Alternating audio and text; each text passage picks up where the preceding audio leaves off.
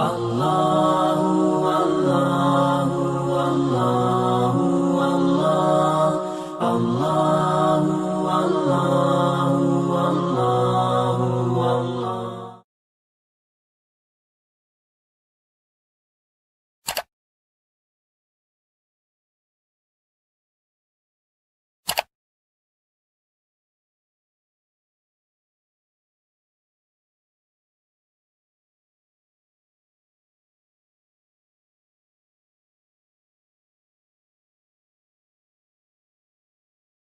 Sekalian,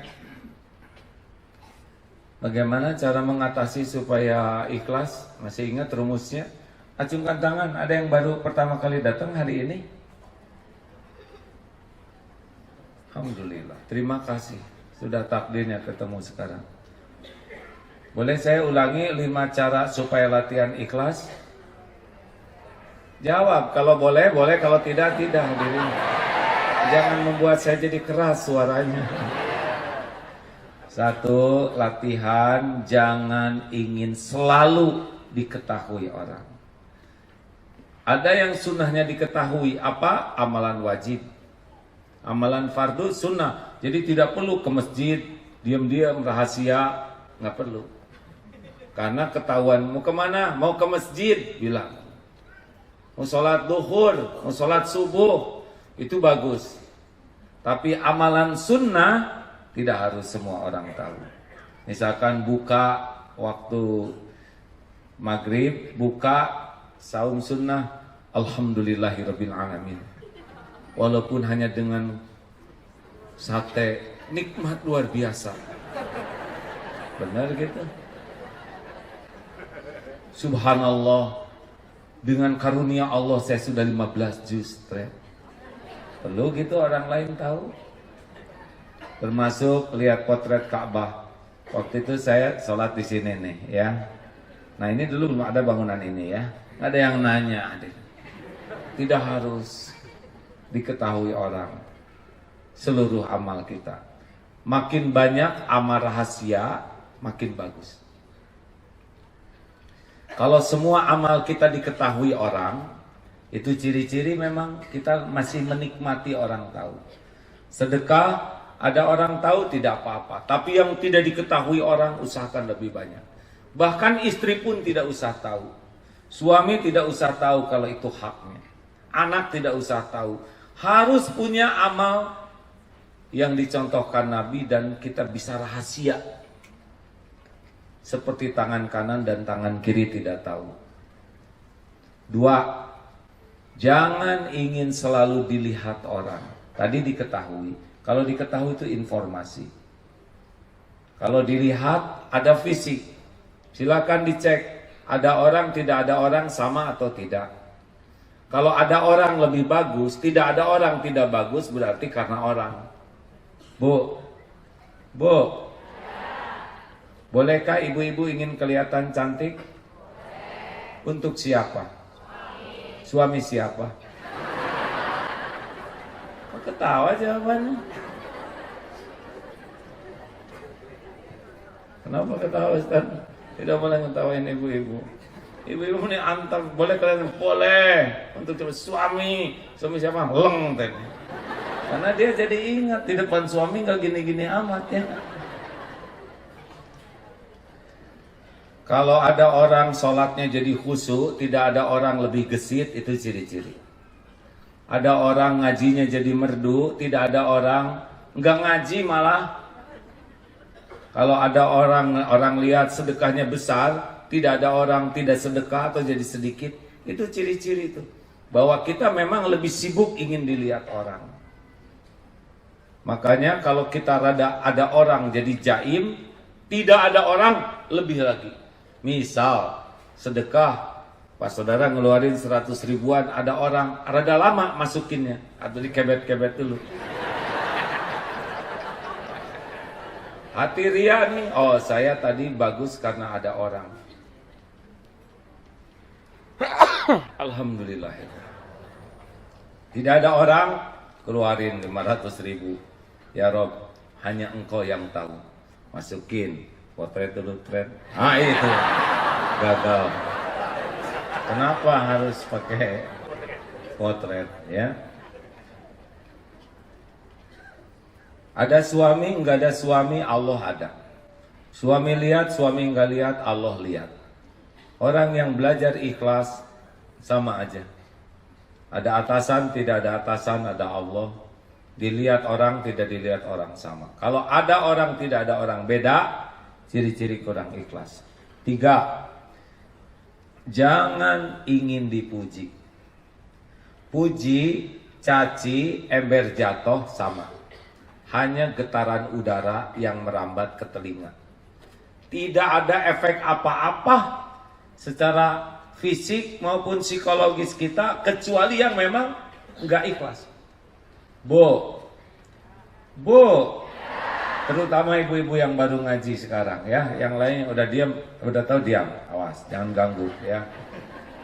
Bu, kalau ibu masak untuk suami, udah masak dari pagi, disediakan dengan cara yang terbaik, ditata dengan terindah. Giliran Mas, sarapan dulu. Pada waktu Bu, banyak urusan di kantor, lain kali aja ya, maaf ya. Pergi aja. Bagaimana perasaan ibu? Bahagia atau kecewa? Sedih atau gembira? Perih atau tidak? Nah itu teh sebanding dengan tingkat ketidakikhlasan. Kalau orang ikhlas, apa ruginya? Niat udah dicatat oleh Allah. Masak sudah disaksikan oleh Allah. Ibu capek, Allah udah tahu. Benar? Ibu nata, Allah udah lihat. Semuanya udah dicatat. Hanya memang bukan rezeki suami. Jadi suami nggak makan. Tadinya ini tambah pahala buat istri yang ikhlas. Pas nggak dimakan, alhamdulillah. Maaf ya Bu, saya nggak bisa sarapan di sini. Alhamdulillah Mas. Ya silakan Mas, nggak apa-apa. Mudah-mudahan nanti dapat rezeki yang berkah ya Mas. Tinggal dimakan ya oleh ibu. Jarang kan ibu menata makanan sendiri. Ini serius Pak. Makanya selamat menderita bagi orang-orang yang hidupnya sibuk dengan penilaian makhluk dan itu tidak pernah ada ujungnya. Masih ingat Luqman Hakim ngajarin anaknya? Keluar ke pasar bawa keledai. Yang pertama bapak naik, maaf kalau tertukar, dituntun oleh anak sampai sebuah bukit. Ini si bapak nggak punya perasaan. Dia naik keledai, anaknya disuruh nuntun, tega. Salah. Anak naik, bapak turun. Sampai bukit kedua ketemu lagi sekelompok orang. Ini anak tidak tahu sopan santun. Dia naik, bapak yang nuntun. Salah. Akhirnya naik dua-duanya. Sampai bukit ketiga ketemu lagi sekelompok orang. Ini manusia tidak berperi kekeledaian. Keledai satu dinaikin duaan, zolim. Salah. Turunlah dua-duanya, tidak punya pilihan. Bawa ke pasar, kata orang pasar, dasar orang blow-on, punya keledai, gak ada yang naikin. Nah anakku, jikalau hidupmu hanya sibuk dengan penilaian makhluk, bersiaplah hidupmu sengsara, karena tiap orang punya sudut pandang yang berbeda. Kalau ingin bahagia, wakafa billahi syahida, cukuplah Allah yang jadi saksi. Dah, Bu, jangan bangga disebut, ibu awet muda, enggak mungkin. Mana ada orang awet? Kalau ada yang ngomong, ibu makin lama makin muda, mustahil. Mustahil, masa mundur? Tapi dah ibu mah seneng ditraktir lagi, justru traktiran itu yang membuat ibu jadi muda terus, Bu. Bukan wajahnya, traktirannya. Halo, mau bahagia? Just the way you are. Emang apa artinya? Dilarang merokok. Udahlah, hidup mah lempeng apa adanya, betul? Siapa yang stres yang hadir di sini? yang ingin kelihatan langsing. Tahan napas dari tadi. Kedip-kedip kekurangan oksigen. Yang ingin kelihatan putih, aduh direndam semalaman. Yang ingin kelihatan mancung pakai jepitan jemuran. Udahlah, lempeng aja. Masih ingat cerita tentang yang rumahnya di Perumnas? Ma, kamu malu enggak rumah kita paling sederhana di Perumnas ini? Kenapa malu suamiku? Bah, yang gede milik Allah, yang ini milik Allah. Semua manusia mah cuman ketitipan. Alhamdulillah kita dititipi rumah tipe 36 ini. Berapa banyak yang tipenya tipe 2x1 atau RSSS yang pas mau masuk ternyata keluar. Yang gak punya rumah berapa banyak? Kamu nggak malu mah rumah sederhana? Kenapa malu, Pak? Alhamdulillah dengan rumah sederhana ini, satu, susah sombongnya. Apa yang mau disombongin? Hah? Dua, nggak ada yang iri sama rumah kita. Apa yang mau diiriin? Tiga, gampang ngurusnya, Pak. Lihat, ngepel juga, seret, seret, beres.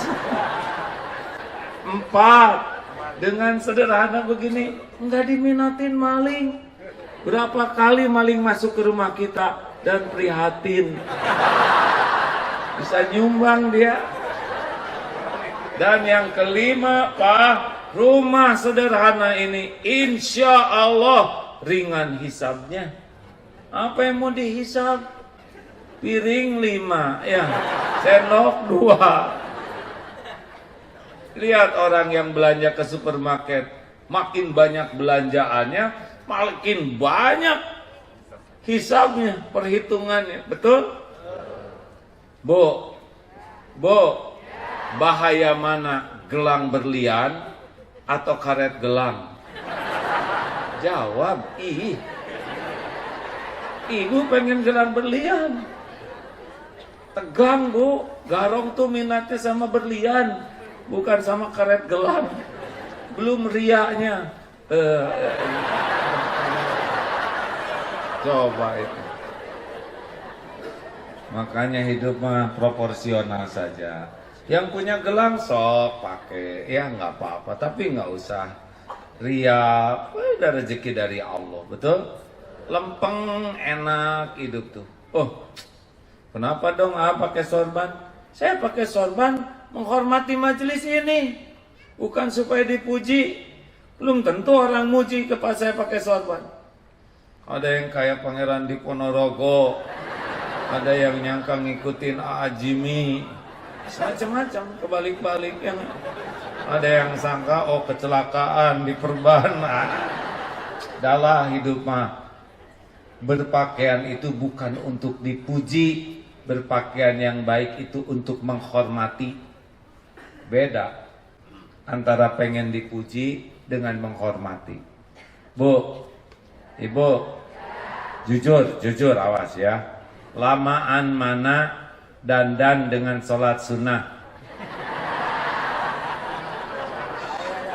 Lelaki nggak usah ketawa, berarti itu dengki ya. Jujur, khusyuan mana sholat dengan dandan? Tuh, mau ngebohong nggak berani ya. Ibu kan nih, gimana sih?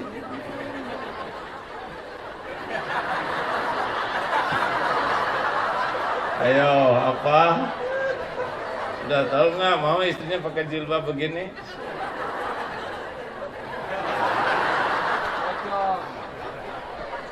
Jilcong ya. Udah jangan ngomongin pocong, bisa ada. Dah, jangan sibuk dengan pujian. Gimana kalau orang muji kita? Ya alhamdulillah. Gimana kalau orang menghina kita? Alhamdulillah. Penghinaan orang kepada kita lebih sederhana dibanding kehinaan kita yang aslinya, betul? Coba dengerin orang yang menghina, nggak ada apa-apanya. Saya mah udah kenyang dihina orang ya. 7 tahun dibully. Yang ngebulinya juga datang sekarang. Udah, jangan suka ngungkit-ngungkit lah ya.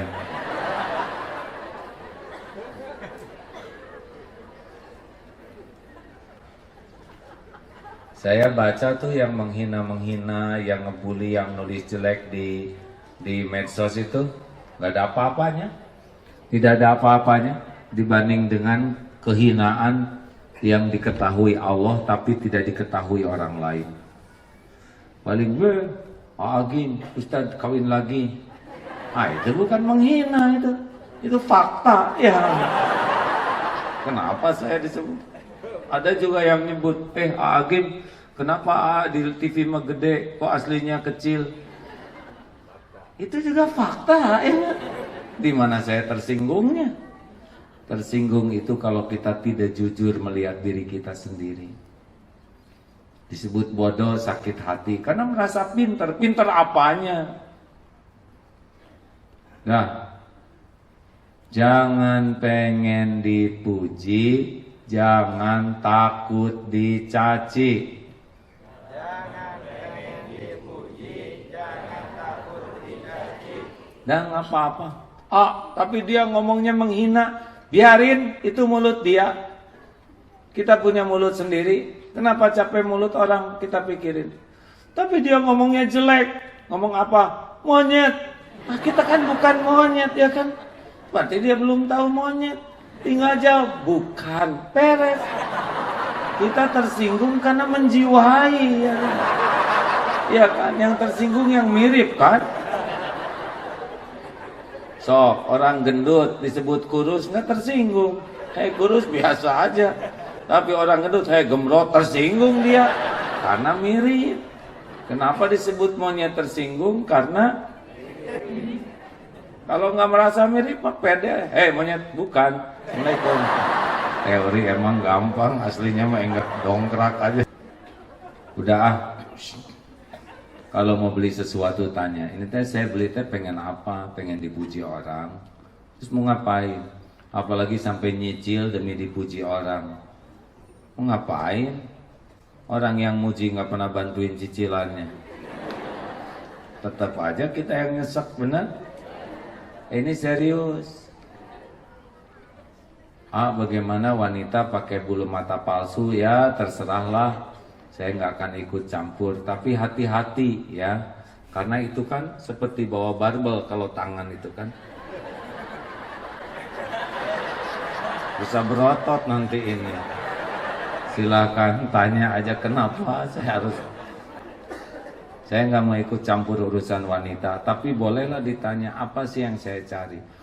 Saya takut kelihatan tua. Udah tua. Jangan takut kelihatan tua. Tua itu harus sesuatu yang kita nikmati. Beruban, keriput, itu bukan sesuatu yang kita takuti. Itu sesuatu yang kita nikmati. Karena perbuatan Allah. Benar? Nggak mungkin kita bayi seumur hidup. Bu, Ibu, jangan takut jadi tua. Kenapa? Karena udah jadi. Saya tadinya nggak ngomong-ngomong gitu, ini ngomong. Jangan ganggu Pak. Just the way you are. Punya motor jelek, nggak usah nyari semak-semak. Datang ke kantor duluan, paling semak-semak, tutupin pakai dedaunan. Mau ngapain nyiksa diri? Terima. Terima. Jangan minder dengan dunia. Mau apa? Semuanya cuma titipan Allah. Nggak ada yang punya apa-apa di dunia ini. Makanya jangan pernah kagum sama kekayaan orang. Alhamdulillah saya emang nggak kagum tuh dengan kaya, pangkat, jabatan. Alhamdulillah perasaan tuh ini kan cuma sama-sama manusia. Nebeng hanya dikasih topeng berbeda-beda. Sama-sama nggak punya apa-apa. Asalnya setetes mani, ujungnya jadi bangke, kemana-mana bawa cuman itu. Serius hadirin. Oh, kalau kita udah nggak kagum enak hadirin. Yang dikagumi Allah. Inna akramakum indallahi atqakum. Al-Hujurat ayat 13. Sesungguhnya orang yang paling mulia di antaramu di sisi Allah adalah orang yang paling takwa. Nah, itu yang kita kagumi. Siapa yang paling disiplin akidahnya, disiplin ketaatannya, disiplin menjauhi maksiat. Nah, itu yang harus kita kagumi. Kenapa? Karena dia adalah orang yang dikagumi Allah. Kalau dunia mah biasa garong dikasih, penjahat dikasih, zolimin dikasih, manusia keji dikasih, ateis dikasih. Apa hebatnya dunia ini, kan? Kalau saja dunia ini ada harga sesayap nyamuk saja, maka orang-orang yang ingkar ke Allah itu tidak ada dikasih minum, walaupun seteguk, saking gak ada nilainya, oleh Allah bagiin saja. Bagaimana mungkin kita kagum dengan sesuatu yang gak ada apa-apanya, benar? Wah, kalau gitu kita hormatin. Oh, kita menghormati orang bukan kekayaannya, karena manusianya. Jangan, ya presiden, manusia ditangkap saudara oleh Mas Pampres ya. Nggak usah ngomong gitu, lihat aja, oh manusia, gitu, nggak usah diomongin. Ke supermarket, ini semua milik Allah. Ya Allah, saya minta coklat. Tetap bayar, tetap aja. Kita tetap sunatullah lakukan.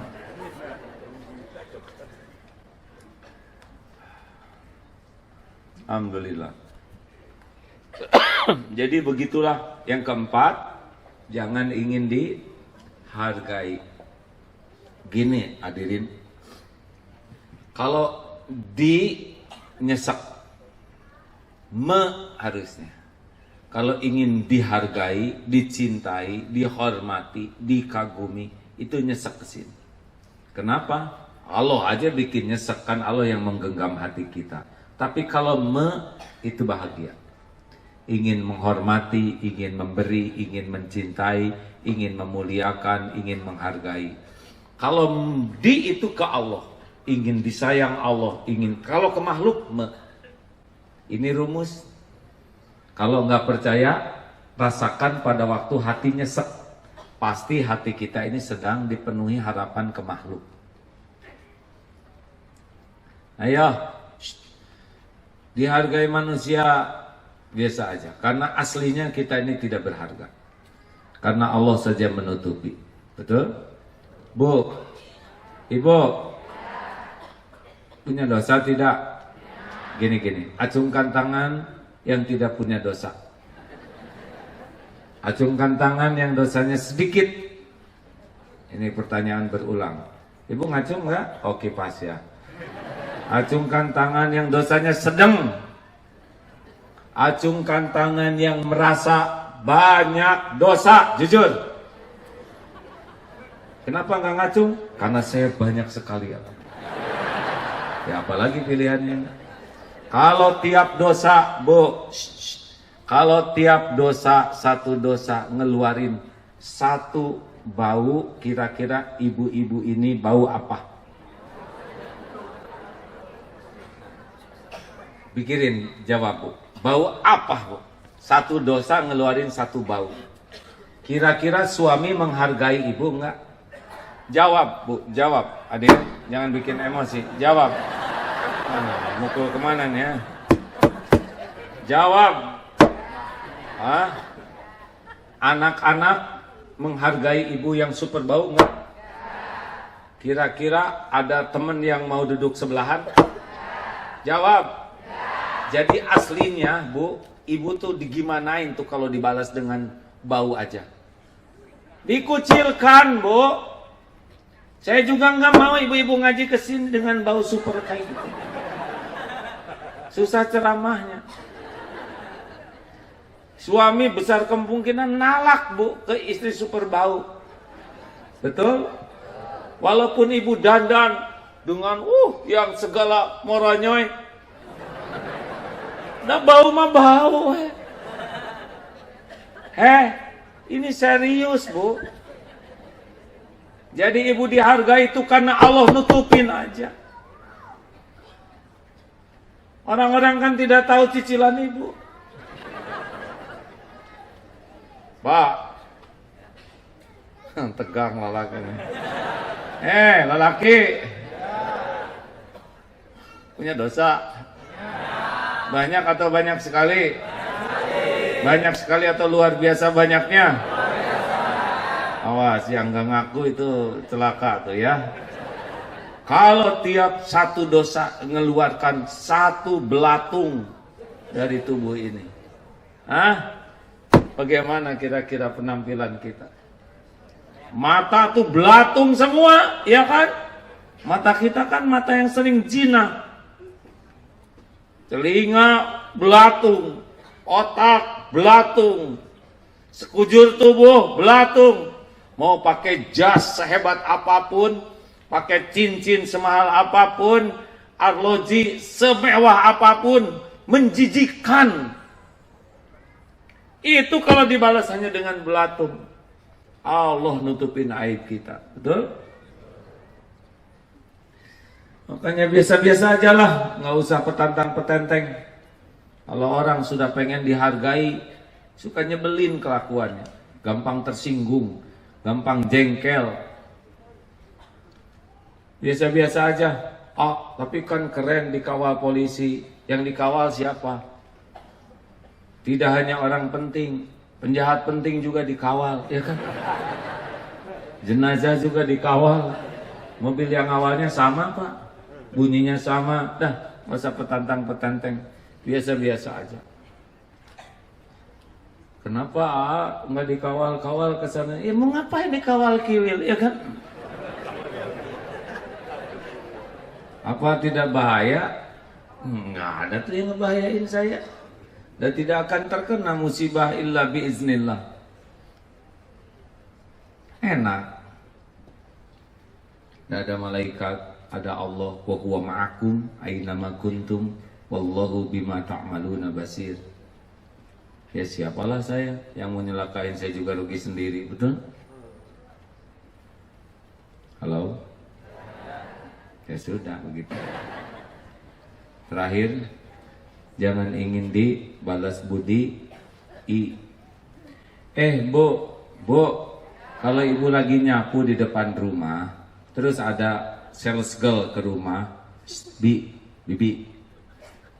Apa kamu bibi? Tuan rumah ada enggak? Saya tuan rumahnya tahu. Iya Bi, saya juga mengerti Bibi ingin dianggap tuan rumah. Ini tuan rumah yang asli. Kurang ajar kamu. Kenapa marah? Disebut Bibi kenapa? Kenapa marah? Itu karena sombong. Emang profesi Bibi kenapa? Kita aja perlu. Dan ibu dengan Bibi itu, dengan pembantu itu kan cuma masalah takdir, Bu. Kalau ibu lahir di orang tua pembantu, ibu lagi ngepel nih sekarang. Nggak usah petantang-petenteng kita ini ya. Bapak juga lagi nunggu jemputan mobil terbarunya, nyender di motor. Datang nih, Bang, anterin dong ke sana ke Cipularang. Apa lo? Mau penumpang nggak, Bang? Siapa gue? Ke tukang ojek. Enak aja lu, nggak usah marah. Biasa aja. Emangnya ojek hina? Kita tersinggung karena kita sombong. Ini pernah dulu ya ada pengalaman, zaman jahiliyah. Suatu saat diundang di sebuah balai kota. Ini tahun 2004-an lah, waktu diuji dengan popularitas selebritis ya. Naik motor, undangan nih. Cegat oleh Hansip, stop. Saya diundang Pak di sini. Pak, parkir di motor di luar, di sini tidak boleh. Buka helm. Saya Abdullah Ginmas, Abdurrahman parkir di luar. Rupanya jarang nonton TV dia. Parkir di luar. Sok keren saya nih hadirin. Seorang penting, ternyata si abang mah nggak pernah nonton TV. Abdurrahman, ini tuh parkir. Coba itu. Kalau kita merasa sok penting kayak gitu hasilnya. Oleh Allah diatur kayak gitu hadirin, supaya tahu diri lah. Kenapa ngelanggar? Kotor di sana, kenapa pengen spesial ke sana? Karena merasa penting. Udahlah, biasa-biasa aja ya. Pangkat jabatan dipergilirkan. Kalau yang mau pensiun biasa aja. Karena kalau nggak pensiun juga orang sebel liatnya. Harus pensiun. Iya kan? Dengerin ya. Kalau tidak salah Ali bin Abi Thalib, semoga Allah meridhoinya, pernah mengingatkan, ya Ali, siapa temanmu? Wah, saya belum tahu siapa teman saya. Karena dunia masih ada di genggaman saya. Nanti kalau dunia sudah tidak ada, kita tahu sahabat. Saya ngerasain tuh Pak, zaman Agim dulu tuh ya, babak diuji dengan popularitas. Wah, berdatangan. Antri 2.000 sehari itu mama mau dipotret ya. Wah, duta besar Presiden Amerika berdatangan, pada ingin ketemu. Dikasih oleh Allah heboh yang waktu itu tuh ya. Tenang hadirin, sah menurut agama, sah menurut negara tuh asli tuh. Cilebet heboh, wah pada pergi. Itu mah Pak, telepon gak diangkat, SMS gak dibalas, shoot berkurang. Oh begini ya. Tapi saya jadi tahu tuh sahabat sejati pada waktu kita sedang dunianya diambil oleh Allah. Saya tahu tuh, oh ini teman-teman sejati yang gak ada pengaruh. Alhamdulillah. Darut Tauhid dibangun kembali oleh teman-teman sejati itu. Sekarang sudah jauh-jauh. Alhamdulillah. Jadi kalau saudara lagi punya dunia, jangan sampai terkecoh oleh orang-orang yang menghargai kita. Karena boleh jadi yang dihargainya itu dunianya, ada maunya dari dunia kita. Mengerti? Bu, kalau suami punya jabatan, ibu biasa-biasa aja ya. Jangan merasa jadi atasan suami. Suami kolonel, ibu jadi jenderal, jangan. Ibu kan nggak daftar, betul tidak? Nggak ikut seleksi, nggak ikut latihan, dan di kantor juga kurang jelas kan? Kenapa jadi galak? Ini penting hadirin, jangan sampai keluarga topeng yang sibuk bersembunyi di balik topeng diambil baru ketahuan. Tinggal comberannya. Terakhir, jangan ingin dibalas budi ya. Udah, lakukan, lupakan. Lakukan. Perlukah kita mengingat-ingat kebaikan kita? Jawab. Perlukah kita menyebut-nyebut kebaikan kita? Jawab hadirin. Kalau kita mengingat kebaikan kita ke orang lain, hati jadi tenang atau jadi nggak enak? Kalau mengingat kebaikan orang ke kita, Allah suka. Hati kita bahagia. Kalau kita mengingat kebaikan kita ke orang, Allah tidak suka. Maka hati kita gelisah. Karena aslinya bukan kita yang berbuat baik, tapi Allah yang berbuat baik dan kita diuji jadi jalan. Itu rumusnya. Membangun masjid, Allah yang bangun masjid, kita diuji jadi jalan. Kalau kita merasa ini masjid saya, pasti nggak enak di hati, karena Allah tidak suka. Bukan kita nyumbang anak yatim, tapi rezeki anak yatim dititipkan kepada kita. Kalau kita mengaku-ngaku saya yang membiayai anak yatim, lihat ya, hatinya pasti nggak enak. Dan kemuliaannya jadi rontok. Tapi kalau bapak penyumbang, itu udah rezekinya, saya sih cuma ketitipan aja, dijamin hati jadi tenang. Betul? Pesantren Darut Tauhid. Wah, Agim ngebangun Darut Tauhid. Enggak. Itu Darut Tauhid sudah tertulis di Lauh Mahfud sebelum saya diciptakan. Udah beres. Saya sih nebeng aja. Nebeng beken. Enggak kebayang. membuat pesantren sebesar itu gimana? Dengan biaya ratusan miliar setiap tahun, dari mana? Hah? Ngurus orang sebanyak, gak kepikir oleh saya. Saya mikir, tapi kalau lihat, aneh kok jadi kayak gini pesantren. Allah yang ngatur, nebeng saja kita. Jangan merasa, ya sesudah kami bekerja keras membangun pesantren ya. Biasa wemen.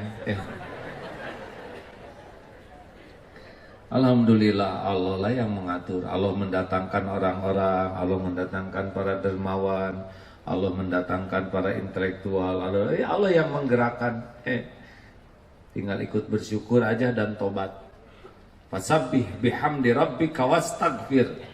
Kalau kita dapat kesuksesan, fasabbih bihamdi rabbika wastaghfir. Satu, sucikan Allah. Jangan merasa ini karena kesucian kita, kehebatan kita. Dua, fasabbih rabb bihamdi, puji Allah. Ini adalah karunia Allah, min fadli rabbi. Dan yang ketiga, istighfar. Mohon ampunan ke Allah. Jangan-jangan kita ngaku-ngaku. Ini kehebatan saya, ini kerja keras saya, ini jasa saya, ini ide cemerlang saya. Naon saya. La haula wala quwata illa billah. Tiada daya, tiada kekuatan kecuali dengan izin Allah.